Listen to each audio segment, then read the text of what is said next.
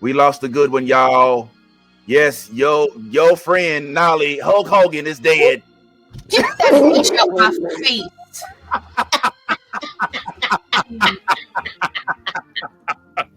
I should not be laughing at the demise of one of You our. should. You should. Because mean, God don't like ugly. God don't like racist. God don't like fuck shit. So you go get what you get. A heart attack? Absolutely.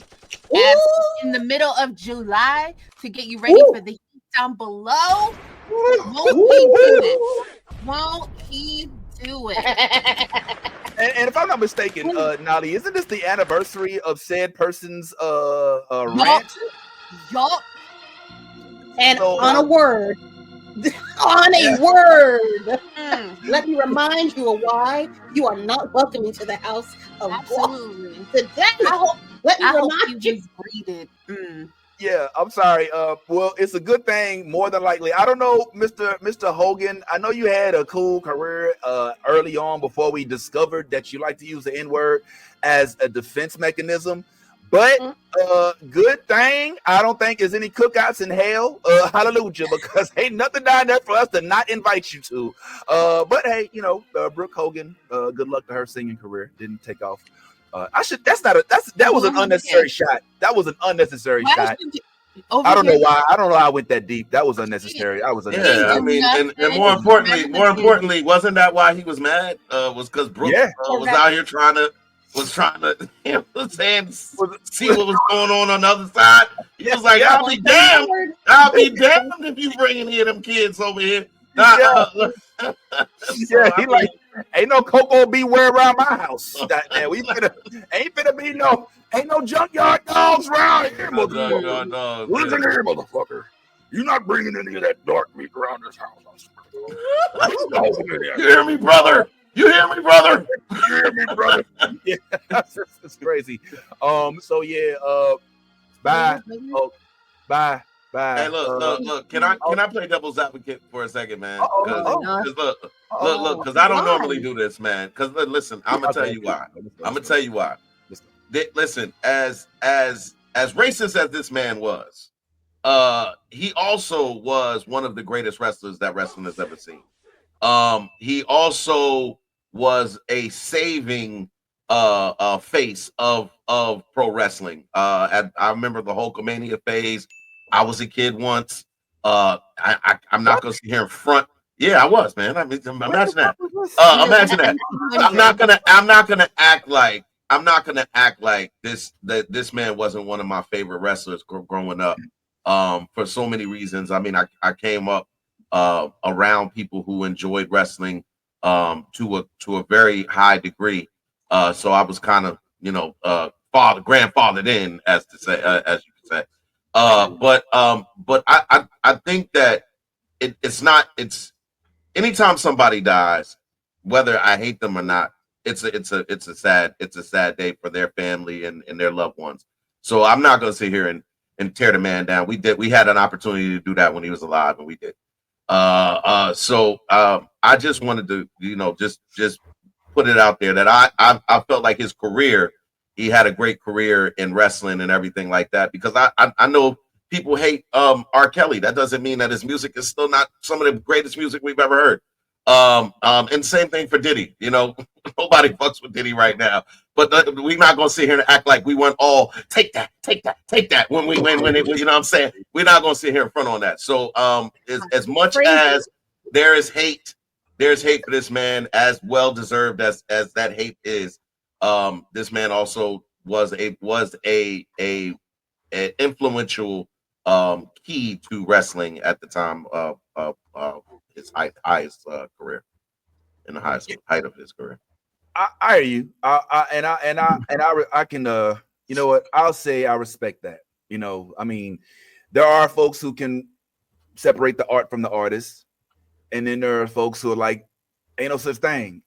Your core, your true self came out the woodwork, and now that we know who you are, we're not messing with you. So I think that this panel does kind of represent the black spectrum to an extent. There's a lot of folks who are in the comments saying like, R.I.P. you, Hulk Hogan. I know you was racist, but you still was a big part of my life. And there's folks like, nah, bro, nah. once you go full Mel Gibson, then nah, you no longer have my respect. So whatever side you lay on, one thing's for sure, the motherfucker dead. I will say this, he's not the only one. We also lost another white man, and before we get to the one that I really want to talk about, who was Theo, I'm just gonna go ahead and put it out there. This dude was kind of cold. I ain't gonna lie to y'all. Like, I don't have the same feelings. I don't have any knowledge. If y'all tell me if Ozzy Osbourne did anything that I should not like him for, other than have a family that cussed a lot on MTV, which I thought was hilarious, can somebody tell me if I should or should not feel bad about Ozzy Osbourne not being here anymore?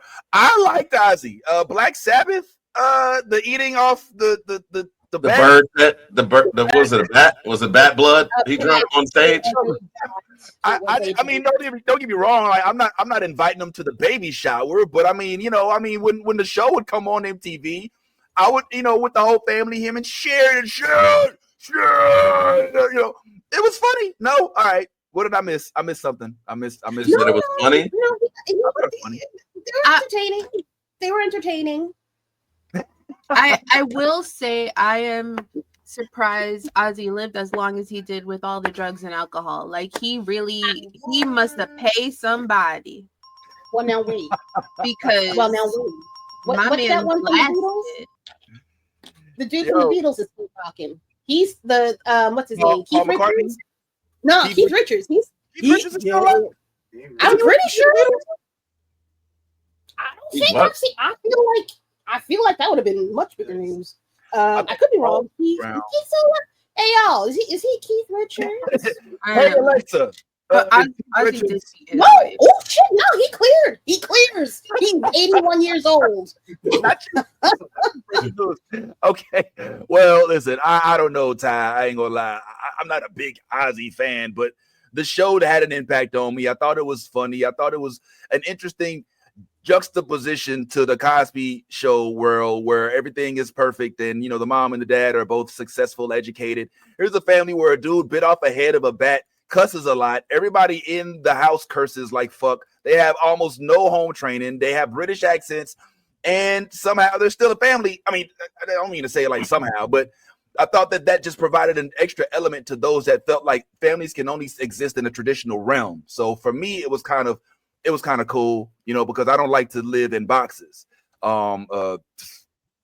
figuratively or literally. So I don't know. I must be the only one. Ozzy and Hope living in boxes now, so. Oh my God. I like Oh man! I like tell us hot and I'll be here. Yes. Nolly woke up and chose violence today. She chose pure, unadulterated violence, and I love it. That's what we here for. That's come on through. I'm with you on this one, Vince. I honestly, when I saw the post that Ozzy was dead, I was like, Ozzy's still alive. I was one of those people that watched the show too, and I didn't watch it and think it was funny. I thought it was sad, honestly. Because I was like, what? Why are they? Like, if you watch the show back when you watched the show, Ozzy always seemed like he was out of it. He was awesome. He was always my man's was on borrowed time for years. Yeah, I was like, like what's going on right now? Like, this man is a living vegetable right now. Like, oh my God. Like, and I used to just watch how the kids and his wife would just take advantage of him. Oh and my God. Absolutely. I was like, this shit's ding, ding, sad to watch this shit. Yes. So when I heard that he died, I was like, I'm glad that man has peace finally. Wow. Yeah. Honestly, I was like, yeah, Ozzy deserved to be. I know this is gonna sound good. He deserved to be dead 20 years ago. Sooner. Yeah, he should have been dead 20 years ago. Yeah. Oh wow. Okay. Well, just for he's not to like click boom him off the planet. Just just to be like he don't need. What is he doing? Are we having fun still? No. Yeah. I don't think I've been having fun for quite a while. Not you predetermining his quality of life. Like, I mean, if you really want to be here anymore, I mean, he's a vegetable. Hell no. I believe in euthanasia. I think that is a thing that people need sometimes. Medically assisted suicide should be a thing. We put down dogs for less. We put down dogs for less. Oh my God! If you're moving and you don't want to take them with you, I have seen it. You getting put down. I've seen it. Yo, are we serious? Yo, listen. Sharon checked out of that marriage a long time ago. I remember when Sharon got that mommy makeover and Sharon came back looking super fine. I said, I know she ain't do that for Ozzy. She out here, baiting. She's out here baiting right now, and she's looking for absolutely. Sharon went on. What was it, The View or The Talk or one of them songs? I was like, that's Sharon Osbourne. yo, didn't they? I think if I ain't mistaken, I think they got a divorce. They did.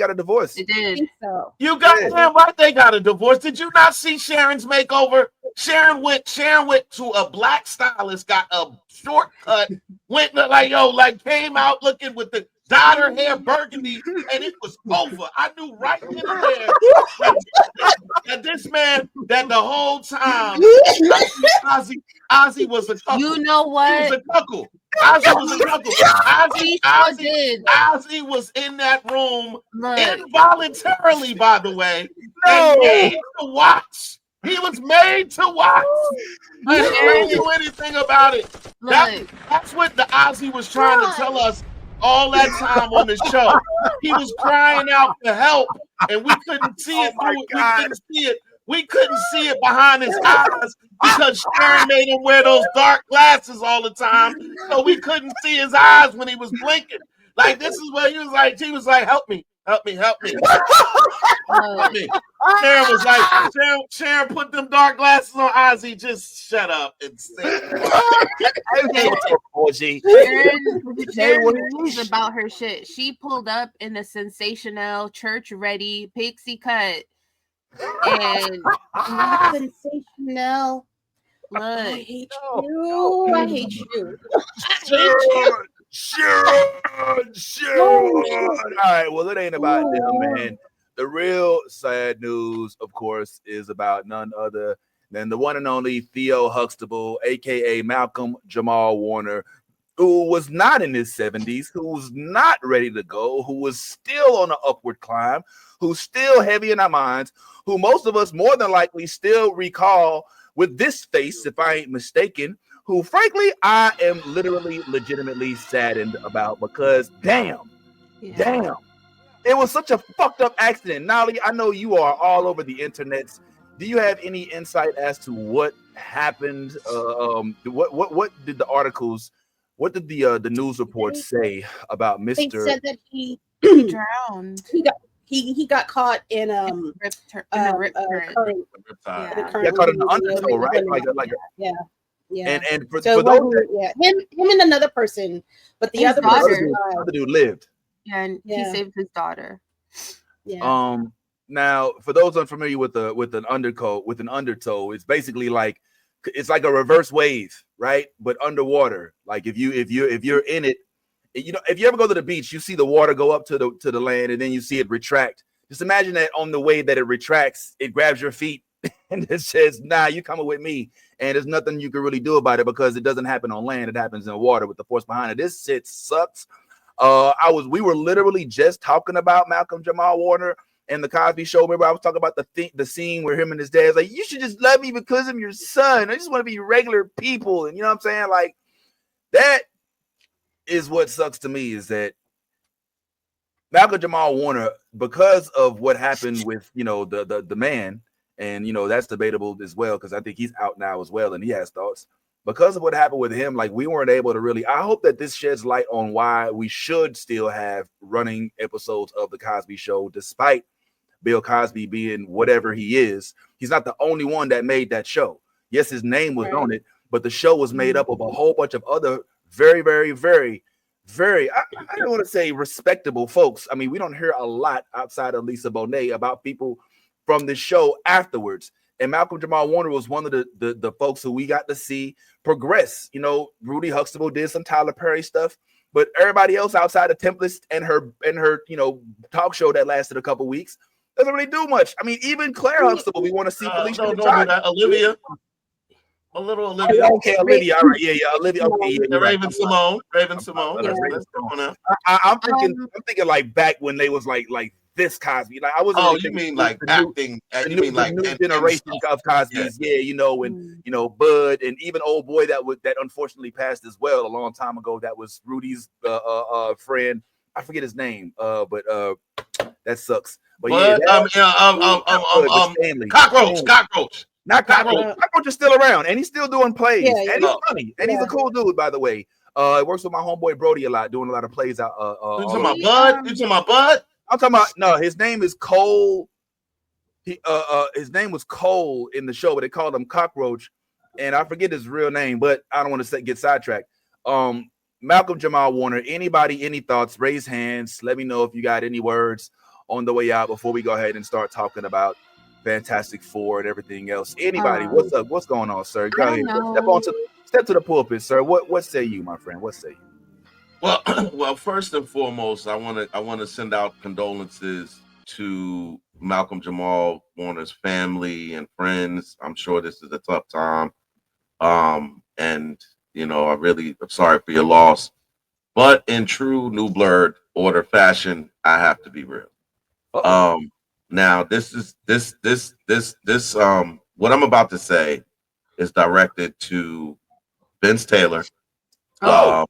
And also, you know, people like Malcolm Jamal Warner, who are out here doing white people shit when they shouldn't be. I'm just gonna say, listen. We are allowed to swim in the ocean. Listen. No. Listen. Hear me out.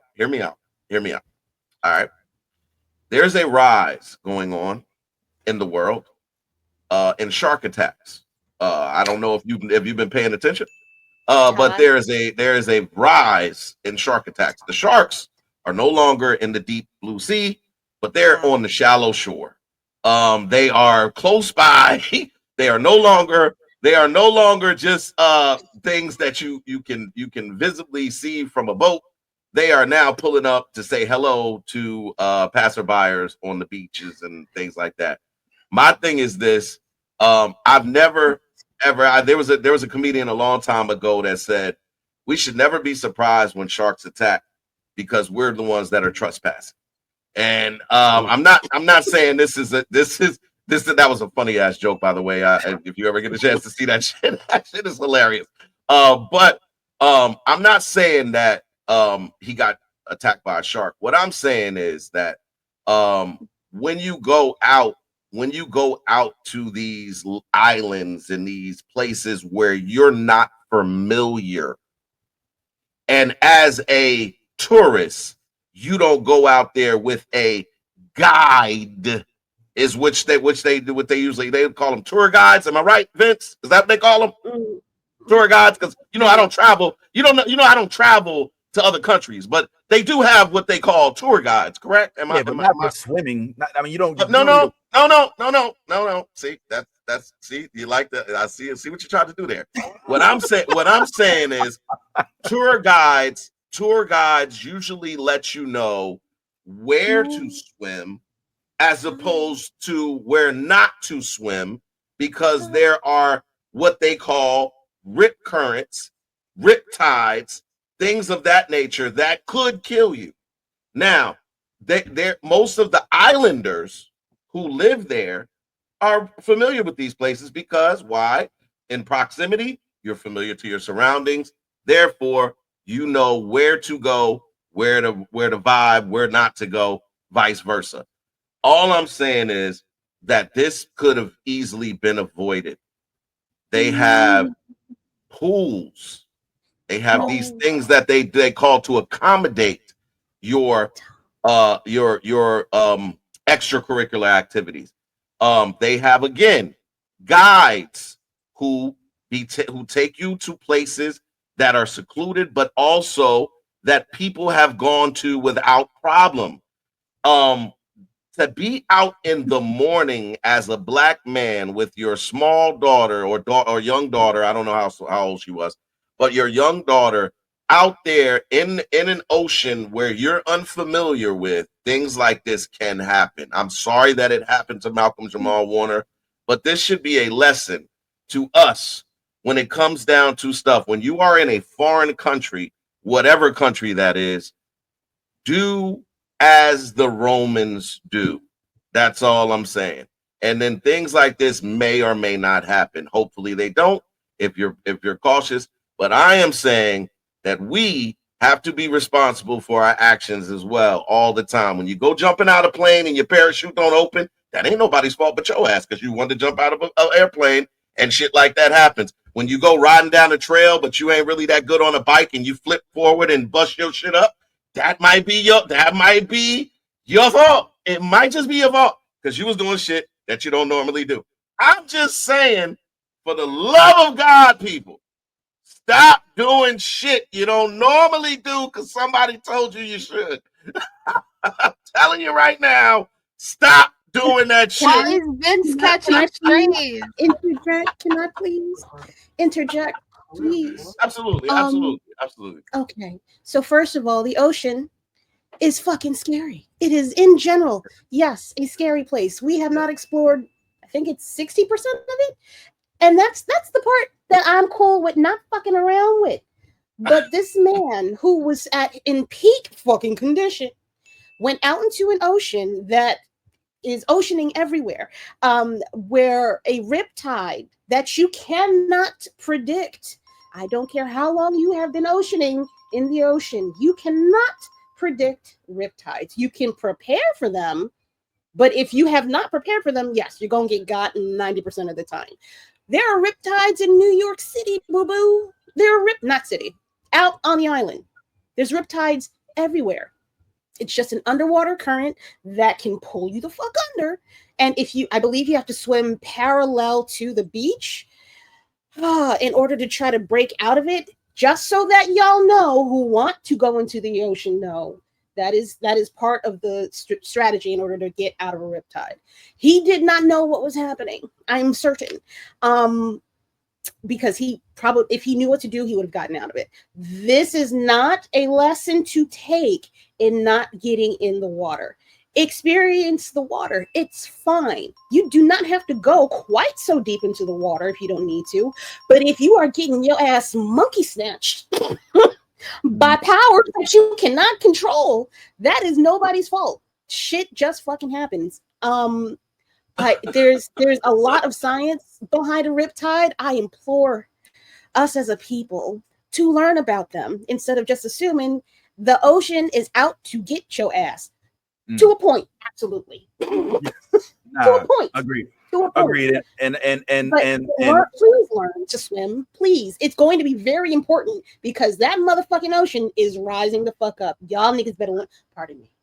Have we been? Yes, be you. Y'all need to learn how to fucking swim on some real shit. Y'all need to learn how to swim because even that man getting his shit together and being at peak physical condition still got. It's unfortunate that he went on vacation with his family and that happened to him. That's all I want to. There's more I want to say, but I don't want to take up too much time fighting on that. Kara, you literally just made my point because you just said that there's nothing you can do if that riptide pulls you over. You can try to do the technique that you said, but if it's ripping you, then there's really nothing you can do. This man was in tip-top shape. And my point was that there is something you can try to do. There is I heard your point. I heard what your point was. Your point was you can try, and maybe if you correctly, you could survive. Maybe. My point was that if you don't put yourself in these positions, then you won't have to deal with those things. I'm not saying don't go in water. I never said don't go in water. What I said was go where there are people who can save you if something like this happens. Don't go into a private, secluded beach where there are nobody to save you when this happens. All right. On that point, I agree. But to say that he's doing white people shit and the Riptide was coming to get him because he didn't have a guide is different. That's completely different. You're right. If you have a lifeguard, a lifeguard is completely different from just a guide. Well, let me jump in here real quick. And provide a little bit of context. And accepted the shots that were not subtly sent. All right, and I'm still wearing them. Road rashes and bullshit is a thing. I don't do subtle shots. Yeah, so accepted. But I know. Listen, I get a lot of slack from my colleagues here because yes, I do like to explore and I'm adventurous. And yes, for the overwhelming majority of my life, that has served me well. Had one bad incident and it has haunted me. But I still like to live outside the box. Yeah. One. Yeah, You just ate a spider, dude. Stop it. You just ate a spider and you ate its ass. You ate spider ass. I'm not suffering because of it. All right. You were in that moment. Vince does not discriminate as to what kind of ass he be eating. I mean, that's why he's married. So, I mean, hallelujah. Yeah, I do discriminate. All right, is one particular ass. So calm y'all ass down. The fact of the matter is, we are having some fun, and I know Ty. There is some. Ty is being serious about some of what he's saying. Some of it is in jest, though. So don't take him too serious. I see some like, yo, cut his mic. He's not saying fuck Malcolm Jamal Warner. He should. No. I'm not. What he's saying is like. What he's saying is basically if you and I accept this when I do go on my mountain bike adventures or when I do my zip lines and when I do go out kayaking and when I run with the bulls and all this other bullshit, I've accepted my fate in advance. I'm like, this might not go well. And if it happens, then it's like it's my fault. That's what Ty is basically saying. Like, look, when you do things that are outside the box shit happens. Where I take a little bit of issue is like going to the beach and getting in the water is not outside the box. You know what I'm saying? Like people do it all the time. Like literally it's one of the reasons why people come to Florida. Now, if he went too far, I don't know. I haven't read the reports that said that he went too far. He was somewhere he shouldn't have been because this evidently happened to not just him, but other people on the beach. But if he went too far, then yes. That's why when I go to the beach, I don't get in the water anymore. And even when I did, it was because I was going to see black women at the beach in Daytona. I'm just gonna keep it real. Like that's the time I went to the beach. You know what I'm saying? It was college weekend. No, it was, you know what I'm saying? It was right. You're working with some ass shit. You can't share with a fly little ass there. You want to, you know what I'm saying? You a big time woman, you know what I'm saying? We was time to ride down the strip. And we nobody go in the water. Like literally the water was a bad neighborhood. Like nobody got in that shit. And shit dirty as hell. Yeah, it was beer bottles and shit in the water. Like, you don't go in that shit. No, but if I did, it was like feet level. You know, I would never, because I'm scared of sharks. Like, fuck that. But the context I wanted to provide was this. Bad Ty doesn't play around with shit like that. like from his perspective, there's no reason to even risk it. I want to keep in mind, you're talking to somebody who's never flown and refuses to fly on an airplane. Because of I did fly before as a child, but I didn't have any control. Wasn't his choice. I didn't have any control. He was forced to fly. And as an adult, he's made a conscious decision to not even board any airplane of any sorts. So that's the type of care with which Ty goes about his life. So it's not far removed for this perspective to come from him, in my opinion, because you're dealing with somebody who's like, look, I don't even want to see Africa that bad. If it means that I'm going to be unable to use my legs to get on the ground. Now, if you got a way to teleport me over that bitch, maybe. But I'm not going to, if I die in an airplane crash, that's my fault, is the way Ty feels.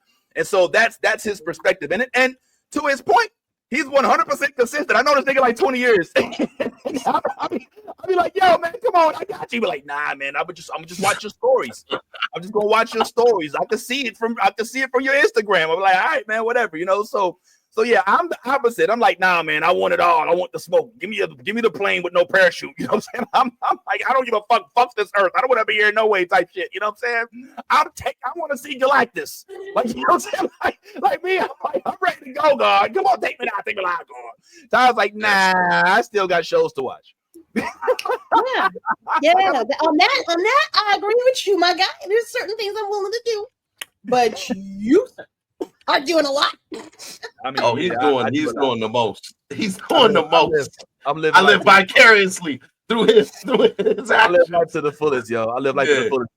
Here's a quick thing before we get into the Fantastic Four. Real quick, shout out to Theo and unfortunately his family and everybody. And real quick, just a shout to those folks in the that are in the comment section that are like saying, "Oh, now Malcolm is with Justine." No, he's not.